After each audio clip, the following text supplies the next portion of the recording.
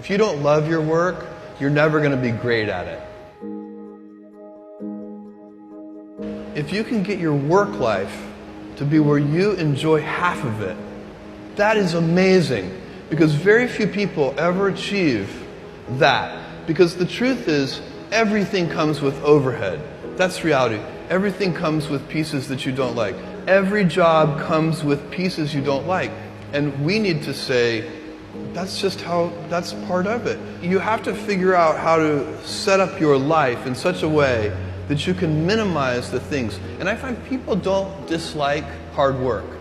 What people dislike is being out of control. Like, they can't control their life. They can't control their environment. This happens to me when I get overscheduled. I hate being overscheduled.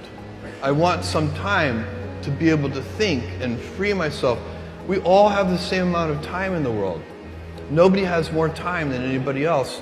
And when you become a very successful person, one of the things, you start to get overscheduled.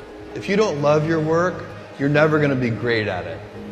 The other thing I would suggest to any young person, even before they start their career, is to really think about their choices.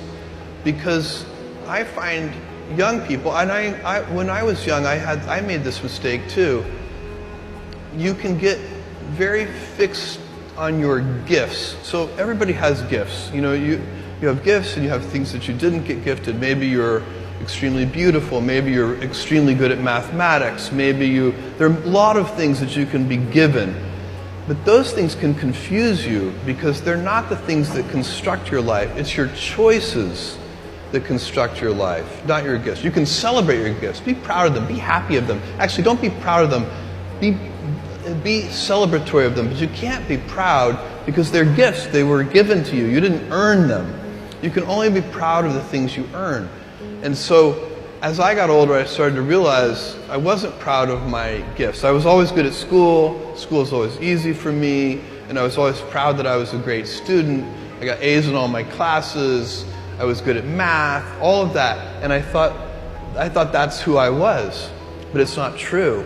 Those are the things that are gifts. What was hard for me is deciding to work hard, deciding to use my gifts in certain ways, to challenge myself, to do things that I didn't think I could do, to put myself in uncomfortable situations. You can choose a life of ease and comfort, or you can choose a life of service and adventure. Which one of those, when you're 90 years old, are you going to be more proud of? Tomorrow, in a very real sense, your life, the life you author from scratch on your own, begins. How will you use your gifts? What choices will you make? Will inertia be your guide, or will you follow your passions? Will you follow dogma, or will you be original? Will you choose a life of ease, or a life of service and adventure? Will you wilt under criticism, or will you follow your convictions? Will you bluff it out when you're wrong, or will you apologize? Will you guard your heart against rejection, or will you act when you fall in love? Will you play it safe, or will you be a little bit swashbuckling? When it's tough, will you give up, or will you be relentless? Will you be a cynic, or will you be a builder? Will you be clever at the expense of others, or will you be kind? Tomorrow, and in a quiet moment of reflection, narrating for only yourself the most personal version of your life story, the telling that will be most compact and meaningful will be the series of choices you have made. In the end, we are our choices. Build yourself a great story.